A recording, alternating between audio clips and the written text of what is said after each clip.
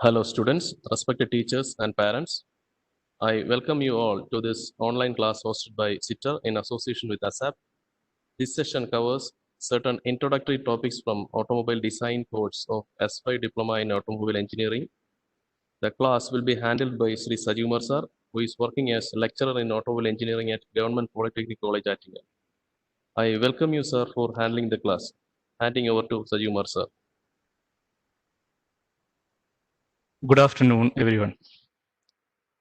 Today in this session, I am going to start the course titled Automobile Design for the students of S5 Automobile Engineering. Automobile design. We know the definition of automobile and the definition of design. What is the definition of automobile? Automobile is a self-propelled vehicle in which the energy for propulsion is produced within it and is used for the transportation on the ground. And what is the definition of design? Designing is the process of imagining and planning the creation of objects.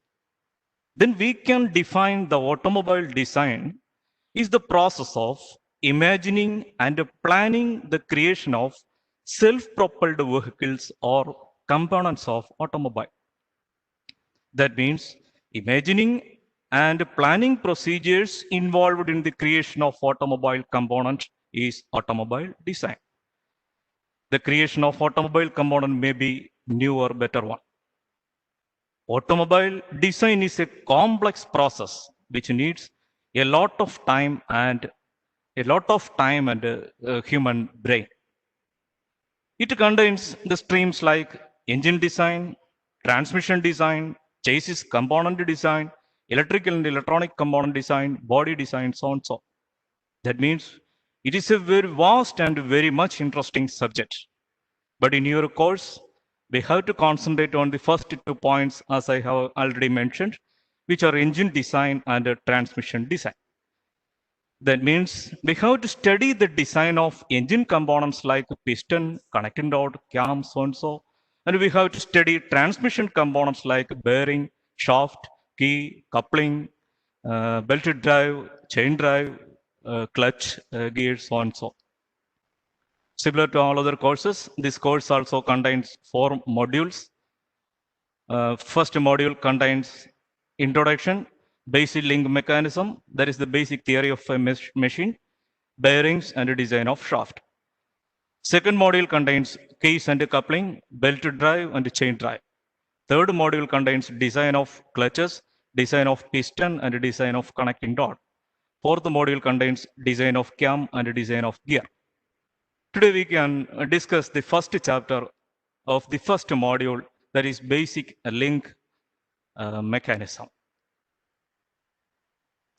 The first chapter, basic link mechanism, contains definition of link, pair, kinematic pair, lower pair and higher pair, kinematic chain, constrained motions, mechanism, machine, inversions of a machine, inversion of 4-bar chain, single slider crank chain and double slider crank chain. Today we will discuss the portion up to inversion of a machine.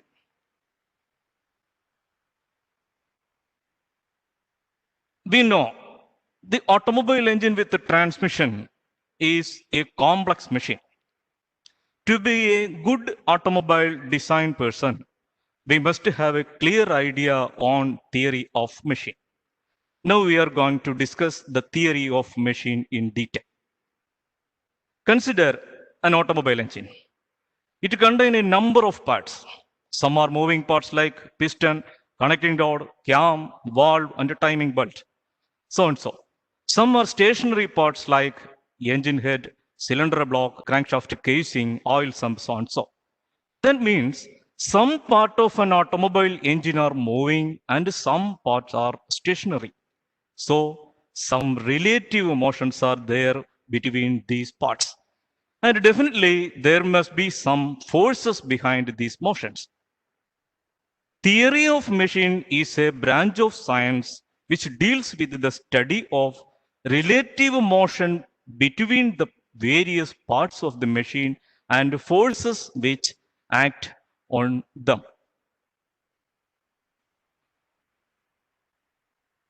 Theory of machine is the study of relative motion, also study of forces. Based on this, we can classify theory of machine into two groups. Study of relative motion between the part is kinematics, and the study of various forces involved in this part of machine is dynamics. Kinematics is the study to know the displacement, velocity and acceleration of parts. Now, we can classify the dynamics based on the types of force. Types of forces are statics and kinetics.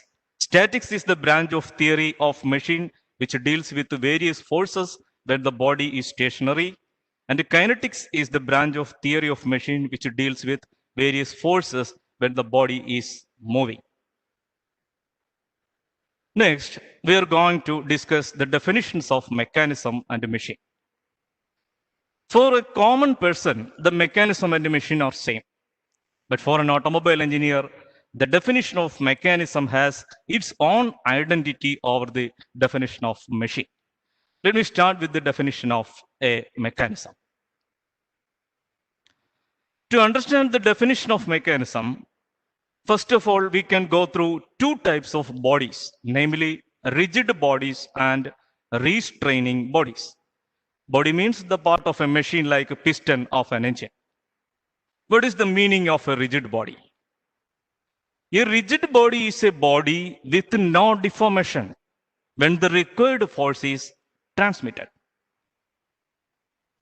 Suppose this is a body which is used for transmitting the force, and during the transmission of force, the deformation happening in this body is zero. The deformation happening in this body is zero. That means there is no deformation in this body during the transmission of force. Hence, this body can be considered as a rigid body. A restraining body is a body which is capable of transmitting the required forces with negligible deformation. Suppose this body which is used for transmitting the force, and during the transmission of force, some deformation is happening in this body. But the important point or important thing is that this deformation is negligible. This body can be considered as a restraining body. In short, the rigid body is a body with no deformation, and a restraining body is a body with negligible deformation. Now we are coming to the definition of a mechanism. A mechanism is defined as a combination of rigid or restraining bodies which are so shaped and connected that they move upon each other with definite relative motion. A mechanism contains rigid or restraining bodies. These bodies are so shaped and connected. That means the parts are shaped and connected. They move upon each other with a definite relative motion. That means there is a definite relative motion between the so shaped and connected parts. Here it is a divider from my geometry box. We can see two shaped parts are connected at this point with the help of a nut and bolt. If we fix one leg of this divider, we will get a relative motion in this part. That means a definite relative motion is there in between these so shaped and connected parts. Hence, the divider can be considered as a simple mechanism. Your engineering menu drafter is also a mechanism. We can see a lot of mechanism in our daily life. Plier, nail cutter, some lifty mechanisms so and so. Hence, a mechanism is defined as a combination of rigid or restraining bodies which are so shaped and connected that they move upon each other with a definite relative motion. Now we are coming to the definition of a machine. A machine is also a mechanism or a combination of mechanism. We have studied the definition of mechanism. A machine is a mechanism or a combination of mechanism which not only imparts definite motion to the parts, but also transmits and modifies the available mechanical energy into some kind of useful energy. That means if a mechanism is used for transmitting and modifying the available energy into useful energy, it is termed as a machine. Why we are transmitting the mechanical energy or modifying the mechanical energy? Simple answer. It is for achieving a desired work. So, a machine is a mechanism or a combination of mechanisms which not only imparts definite motions to the parts, but also transmit and modifies the available mechanical energy into some kind of desired work. Let us discuss an example for a mechanism. Here we can see the diagram of a slider crank mechanism. We know the mechanism is a combination of rigid or restraining bodies. A slider crank mechanism is a combination of rigid or restraining bodies or parts. Let me list those bodies. Number one is a frame. Number two is a crank. Number three is a connecting rod. And number four is a slider or piston. That means a slider crank mechanism contains four bodies or parts. See, these parts are so shaped and connected. We know the frame has a particular shape, the crank has a shape, the connecting rod and the piston has their own shape. The most important point is that they are connected each other. And after the connection, there will be some relative motion between the parts. Suppose the slider of piston is reciprocating in the gate. It is a relative motion. See, a connecting rod is provided in between the piston and crank. That means there is a relative motion between connecting rod and the piston. Another relative motion between connecting rod and the crank is there. As the piston reciprocates in the gate, definitely the crank will rotate with the center O. As the piston reciprocates in the gate, definitely the crank will rotate with the center O. On the other hand, suppose the crank is rotating and a connecting rod is there in between crank and piston. Definitely the piston will reciprocate inside the guide as crank rotates with O as center. Then some rigid or restraining bodies are there. They are so shaped, they are connected, and there is a relative motion between parts. Hence, we can say slider crank connecting rod arrangement is a mechanism. Now we are coming to the example of a machine. Consider the same mechanism, that is slider crank mechanism, in which a piston is there, crank is there, connecting rod is there. And we are going to use this mechanism in an automobile engine for transmitting the available mechanical energy into useful work. That means we are converting the available force on the piston into the torque on the crankshaft. The torque on the crankshaft will move the vehicle. For this, we have to add some other mechanisms like valve mechanism, timing mechanism, fuel supply mechanism, so and so. By adding these mechanisms, we can use the slider crank mechanism for transmitting or modifying the energy. Hence, it becomes a machine. So, a machine is a mechanism or a combination of mechanisms which not only imparts definite motions to the parts, but also transmits and modifies the available mechanical energy into some kind of desired work. I think all of you now realized the difference between a mechanism and machine.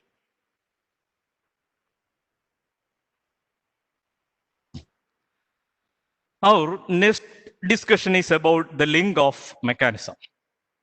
The link of a mechanism. In previous definitions and examples, I have mentioned the term parts.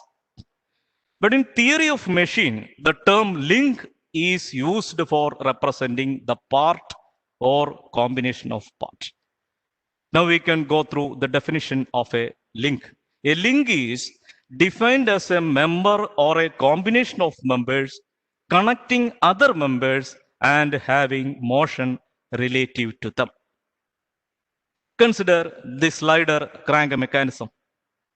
It contains 4 links. Link 1 is the frame. Link 2 is the crank. Link 3 is the connecting rod. Link 4 is the slider or piston. In figure, we can see one more part, that is gate. Practically, this gate is connected to the frame, so that we must consider the link as one. I will explain this point.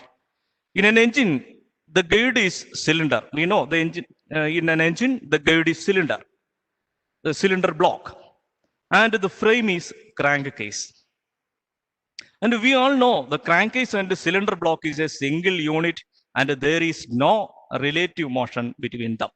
So we must consider the gate and the frame as a combination of members, that is a single link. In short, the link is a member or combination of member connecting other members have a relative motion. Then a link is defined as a member or a combination of members connecting other members and having motion relative to them.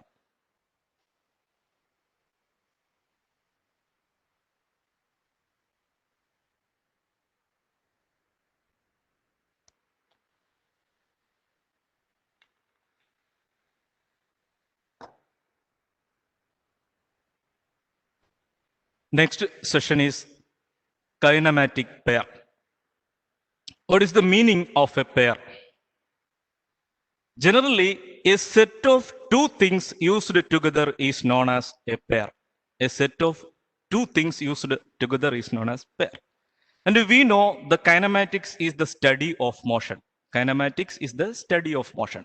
Hence, a kinematic pair is a joint of two links having a relative motion between them. For example, we can list the kinematic pairs of a slider crank mechanism. For that, we have to identify various relative motions involved in this mechanism. Look at the diagram of slider crank mechanism. The crank rotates relative to the frame. The crank rotates relative to the frame. That means link 2 rotates relative to the link 1. So links 2 and 1 forms a kinematic pair. Now we can see the crank has motion relative to the connecting rod. That means the link 2 and 3 forms another kinematic pair. Next, the connecting rod and piston. As there is a relative motion between these two links, definitely it is another kinematic pair. Finally, the piston and frame forms the fourth kinematic pair. In short, a slider crank mechanism contains 4 kinematic pairs, which are frame and crank, that is 1 and 2, crank and connecting rod, that is 2 and 3, connecting rod and piston, that is 3 and 4, finally piston and frame, that is 4 and 1. I am repeating, frame and crank, that is 1 and 2, crank and connecting rod, that is 2 and 3, connecting rod and piston, that is 3 and 4, finally piston and frame, that is 4 and 1. I am repeating the definition of kinematic pair. A kinematic pair is a joint of two links having a relative motion between them.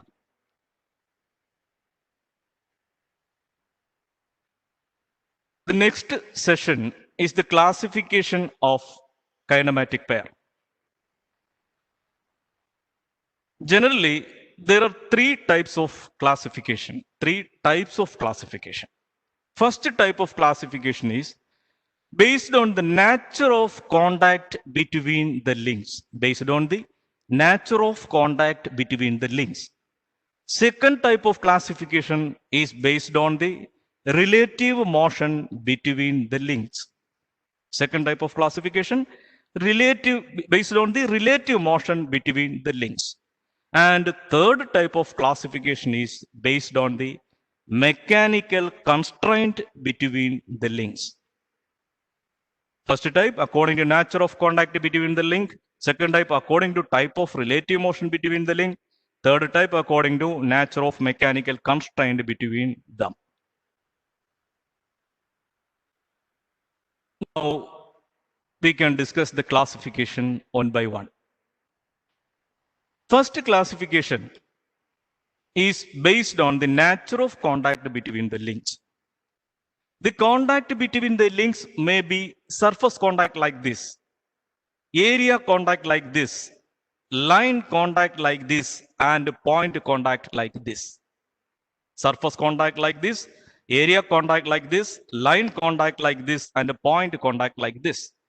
Based on this nature of contact, the kinematic pair is classified into two groups, lower pair and higher pair. If two links has a surface or area contact, we can categorize such pair as a lower pair.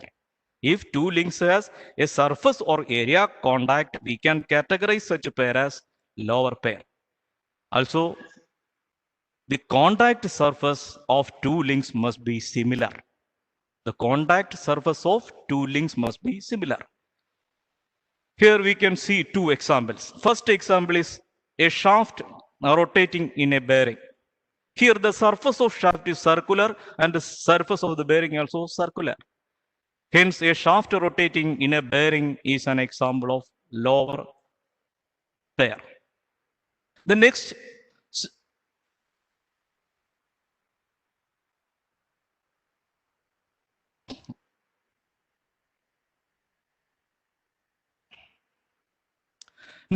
example is a nut and bolt arrangement.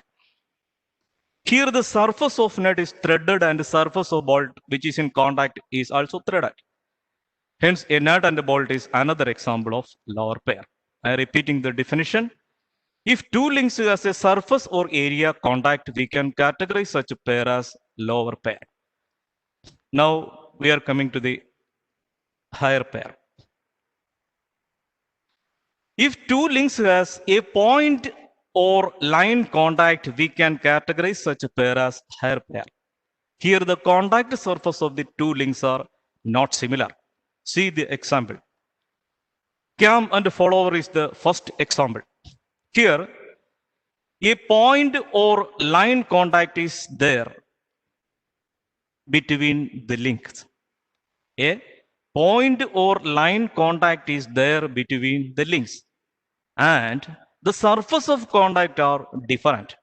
Cam has a curved surface and follower surface may be line or point according to the type of follower. We can see four types of follower here with a knife edge follower, with a roller follower, with a plate type of follower, and a spherical follower. Hence, cam and follower is a higher pair. Next example, wheel rolling on the surface. Here also a point or line contact is there in between the links and the surfaces of contact. Here also a point or line contact is there.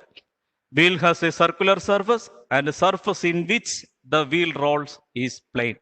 Wheel has circular surface, the surface is plane.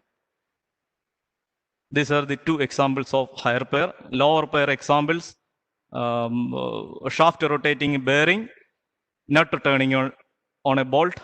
Higher pair example, cam and follower movement, and wheel rotating on a surface.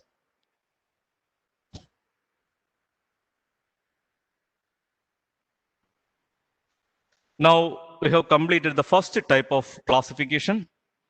According to the nature of contact, two types of kinematics pairs are there, lower pair and higher pair. Now the second type of classification. In this type of classification, we are considering the relative motion between the links. Here we are considering the relative motion between the links. Based on the relative motion, the kinematic pairs are classified into 5 groups, namely sliding pair, turning pair, a rolling pair, screw pair, and a spherical pair. Sliding pair, turning pair, rolling pair, screw pair, and a spherical pair. First, sliding pair. Here, the two links has a sliding motion relative to each other. Here, the two links has a sliding motion relative to each other. See the example. In a slider crank mechanism, the piston has a sliding motion relative to the gate. The piston or slider has a sliding motion relative to the gate. That means the kinematic pair 4 and 1 is a sliding pair. Gate and piston movement is a sliding pair. Here we can see another pair in which a rectangular bar is positioned inside a rectangular cavity of a large block. A rectangular bar is positioned inside the rectangular cavity of a larger block. Here the only possible movement is sliding motion. See, so we can say it is a sliding pair.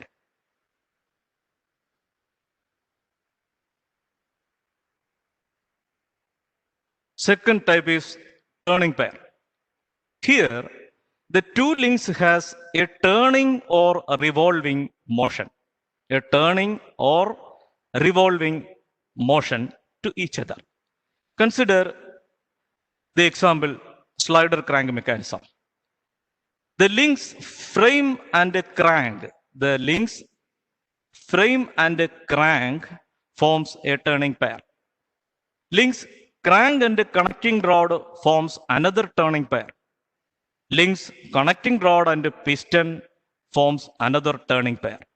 So a slider crank mechanism contains 3 turning pairs which are 1, 2, 2, 3, 3, 4. I'm repeating. Frame and crank forms a turning pair. Crank and connecting rod forms another turning pair. Connecting rod and piston forms another turning pair. So a slider crank mechanism contains turning pairs like 1 and 2, 2 and 3, and 3 and 4.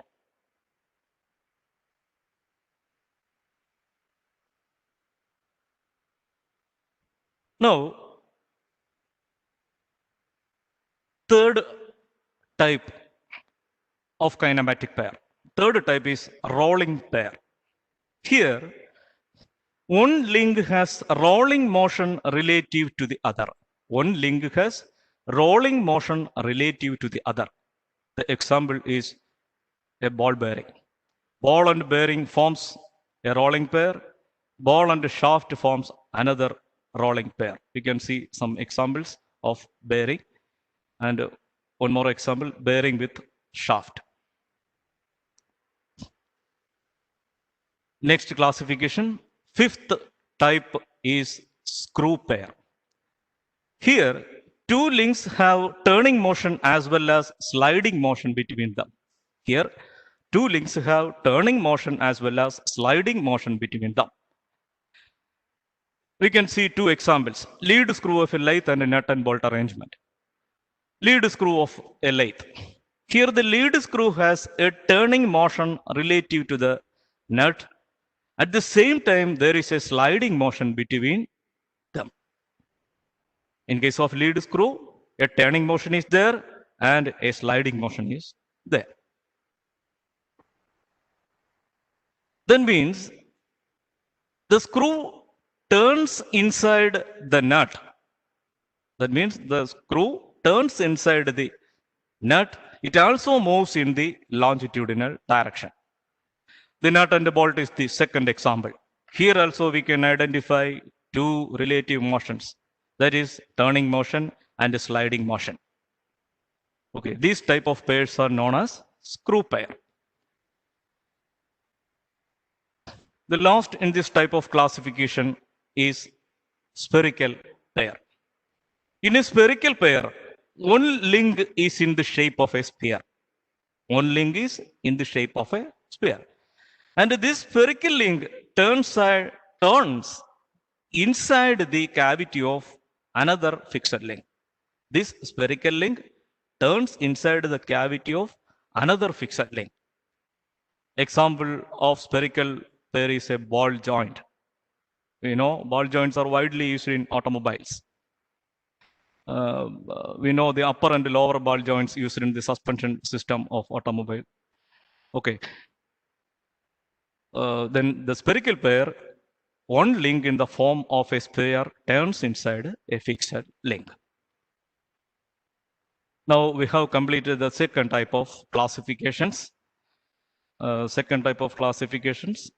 According to type of relative motion between the links: sliding pair, turning pair, rolling pair, screw pair, and the spherical pair.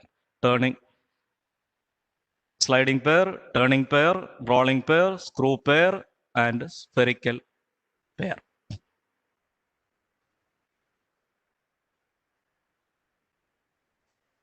Now we can discuss the third type of classification.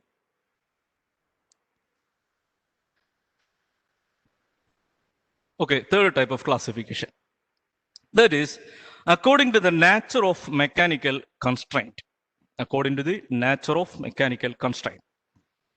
If the links are connected mechanically, we can say it is a closed pair. If the links are connected by means of mechanical part, we can say it is a closed pair. In case of piston and connecting rod, the connection is made by piston pin or gudgeon pin. That is a mechanical method. Hence, we can see the piston connecting rod arrangement is a closed pair. Now consider the case of a cam and follower arrangement. Consider the case of a cam and follower arrangement. There is no such mechanical connection between cam and follower. There is no mechanical connection between, direct connection between cam and follower. But the connection is managed by gravitational force and spring force. In a valve assembly, that means cam and follower assembly, we have already provided some springs. And that spring is used for the connection. The mechanical, here is no mechanical connection. Some springs are, spring force or gravitational force is used for managing the connection. These kind of pairs are known as unclosed pair. That means if elements of pairs are in contact due to the gravity or spring force, it is known as unclosed pair. If elements of pair are in contact due to the gravity or spring force, it is known as unclosed pair. Let me repeat. According to nature of contact, the pairs are of two types. Closed pair has mechanical connection, whereas unclosed pair has connection due to gravitational or spring force. Closed pair has mechanical connection. Unclosed pair has connection with the help of gravitational or spring force.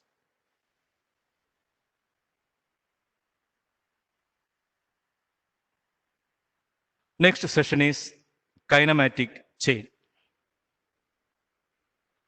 We know a mechanism contains a number of links. If each link forms a part of two pairs,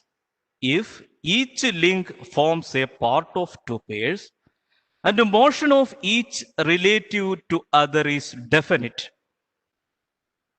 I'm repeating, if each link forms a part of two pairs and the motion of each relative to other is definite, we can say it is a kinematic chain. See the example. The links in the slider crank mechanism are, we know, 1, 2, 3, and 4. The links in the kinematic, the slider crank mechanism are 1, 2, 3, and 4. The pairs are 1 and 2, 2 and 3, 3 and 4, 4 and 1. The pairs are 1 and 2 is a pair, 2 and 3 is a pair, 3 and 4 is a pair, 4 and 1 is a pair. Now it is clear, the link 1 forms a part of two pairs, 1 and 2 and 4 and 1. 1 forms a part of two pairs, 1 and 2 and 4 and 1. That means both the pair contain the link 1. Both the pair 1 and 2 and 4 and 1 contain the link 1. Similarly, link 2 forms a part of two pairs 1 and 2, 2 and 3. Both the pairs contain link 2. Link 3 forms a part of two pairs 2 and 3 and 3 and 4. Both the pairs contain link 3. Link 4 forms a part of two pairs 3 and 4 and 4 and 1. Both the pairs contain link 4. In all these cases, one link is common for two pairs. One link is common for two pairs. And in all these cases, motion is definite.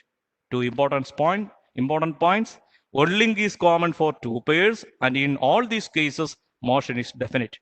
Hence, this is termed as a kinematic chain.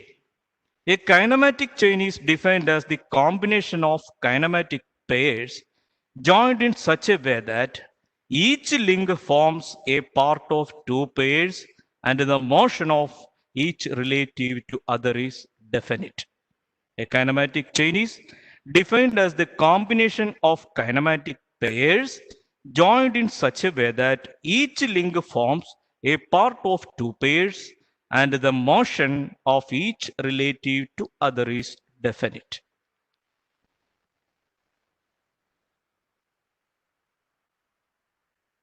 One more definition is there for kinematic chain. If last link is joined to the first link to transmit a definite relative motion, it is kinematic chain. If last link is joined to the first link, if last link of the kinematic chain is joined to the first link of kinematic chain to transmit a definite relative motion, it is kinematic chain. Based on this, a mechanism can be defined as a kinematic chain in which one link is fixed. A mechanism can be defined as a kinematic chain in which one link is fixed.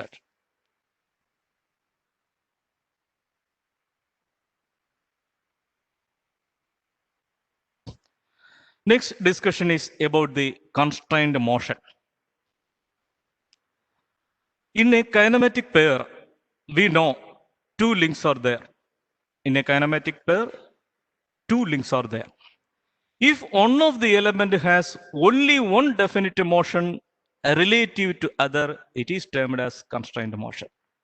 If one of the element has only one definite motion with respect to other, it is termed as constrained motion.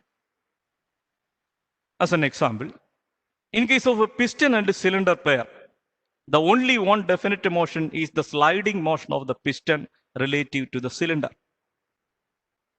That means piston reciprocates inside the cylinder.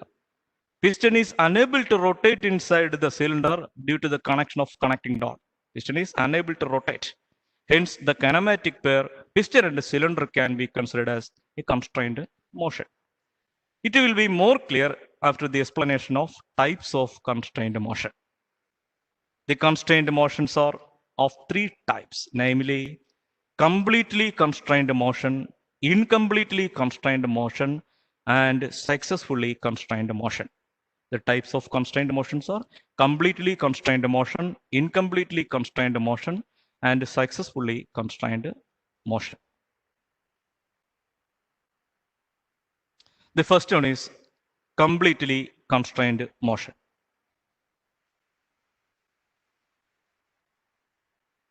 In completely constrained motion, the motion in a pair is in a definite direction. The motion in a pair is in a definite direction, irrespective of the direction of force applied.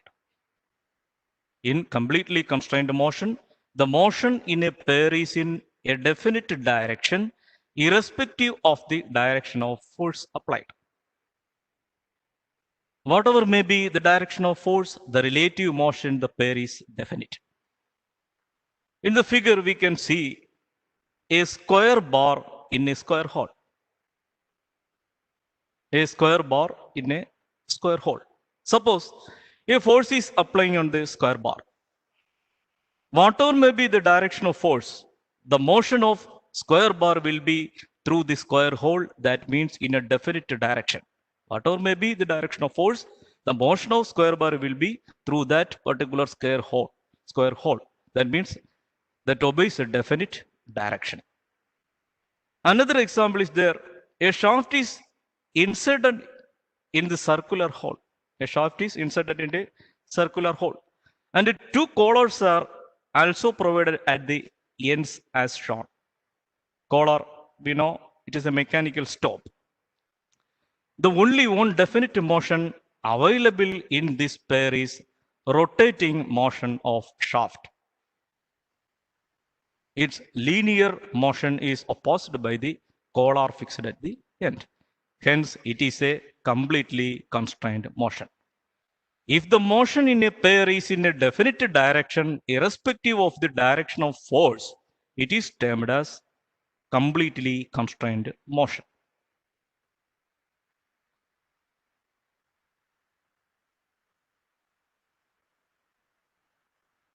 Next is incompletely constrained motion.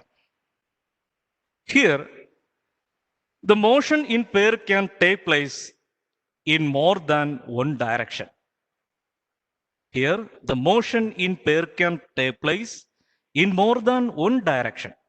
Consider this example. A circular shaft is inserted in the circular hole of another member. A circular shaft is inserted in the circular hole of another member. And there is no collar for opposing the linear movement of shaft. So the shaft has motion in two directions. Shaft can rotate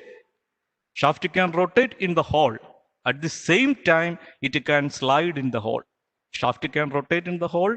At the same time, it can slide in the hole. So two different directions of motions are available, and it is termed as incompletely constrained motion. Okay, if the motion between the pair can take place in more than one direction, we can say it is a incompletely constrained motion. Next is successfully constrained motion. Here, the complete constraining is not by itself, but by some other means.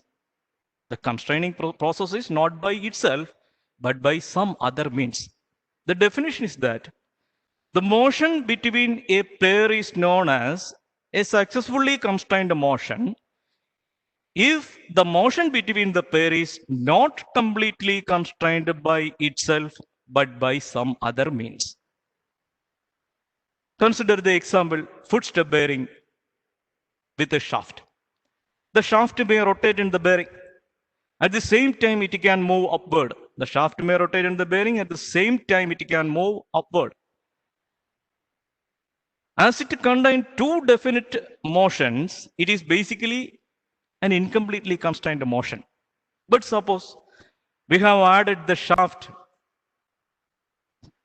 we have added some load on the shaft. We are applying some load on the shaft. Now the shaft cannot move in the upward direction.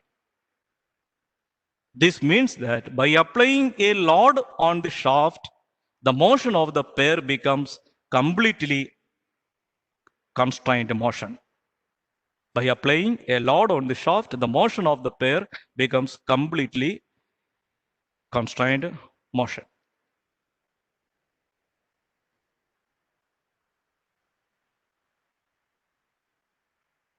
Okay, another example of successfully constrained motion is IC engine valve mechanism. Here the spring force is the part which applies the external load. Okay, one more example, the piston reciprocating inside the cylinder of an internal combustion engine. The piston reciprocating inside the cylinder of an internal combustion engine. Here, without the connecting rod, it is an incompletely constrained motion. Without the connecting rod, without the use of connecting rod, it is an incompletely constrained motion. That means The piston has a sliding motion. At the same time, it has a rotating motion. Piston has a sliding motion and a rotating motion. If we include a connected rod in the system for joining piston and crankshaft, we are using a connecting rod. Then the piston has only reciprocating motion. So motion becomes a successfully constrained motion. Now we have completed the classification of constrained motion, namely completely constrained motion, incompletely constrained motion, and successfully constrained motion.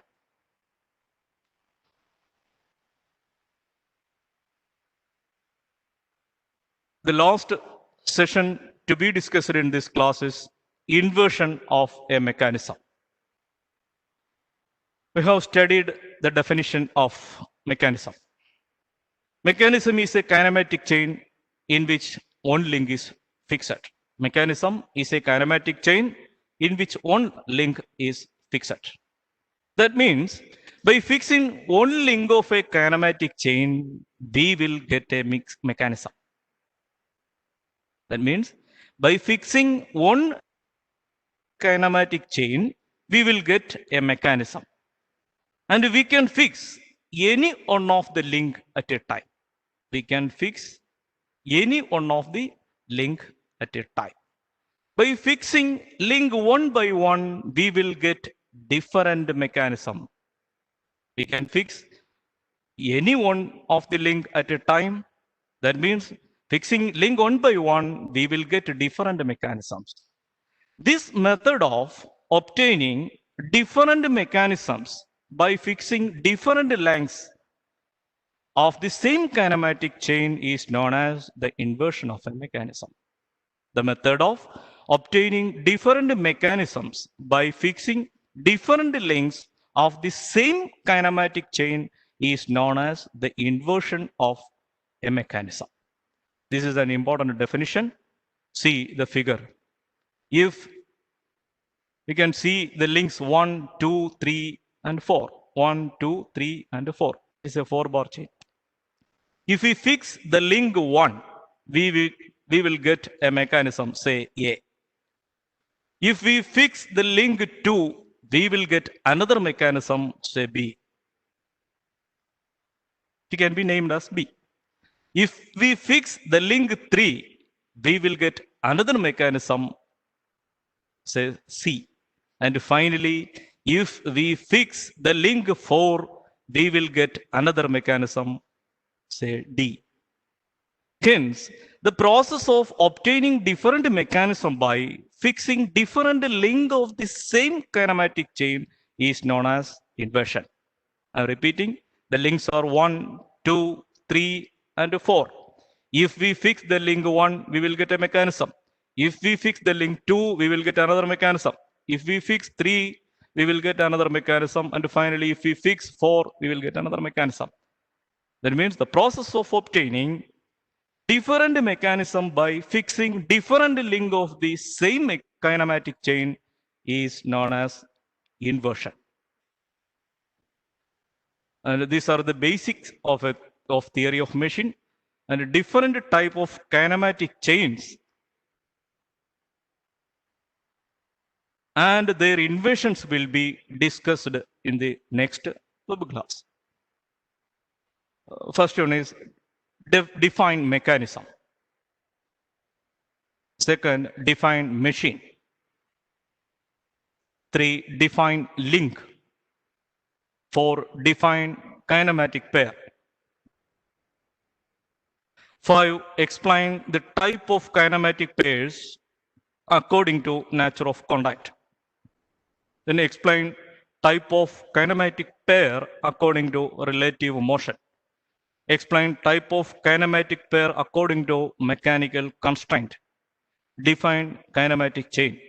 Explain completely constrained motion. Explain incompletely constrained motion. Explain successfully constrained motion. Define inversion of a mechanism. These are the 12 questions based on the chapter covered by me. I'm repeating from the first slide.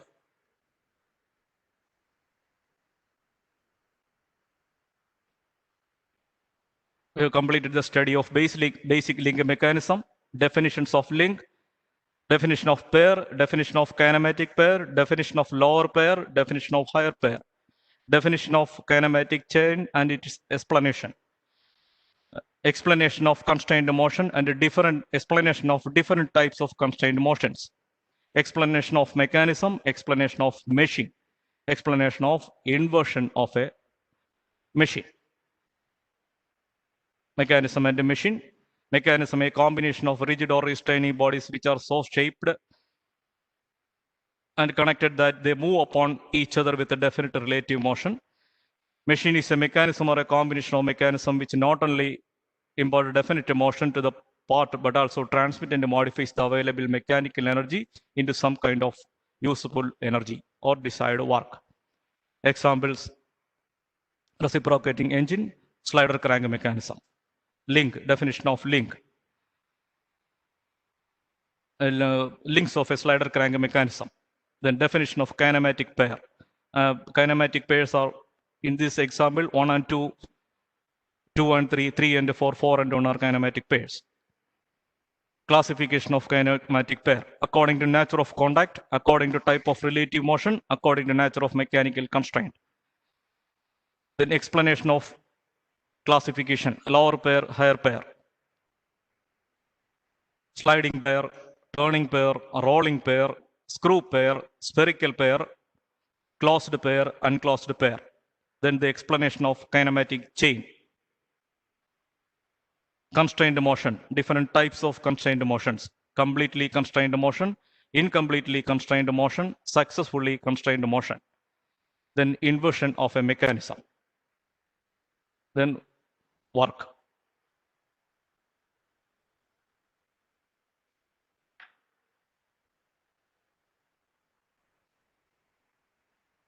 Hello, sir. Actually, we have a few minutes left for the session. So in case if the participants are having any doubts, they can just ask it in the question and answer session. Sure.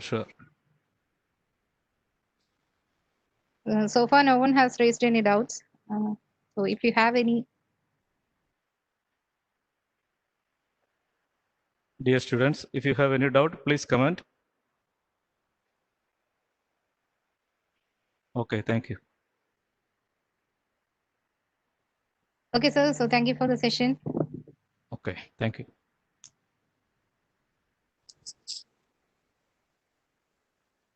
So this concludes our today's session. Thank you, Sajumar sir, for sharing your valuable time with us. And thank you all for participating in this online class.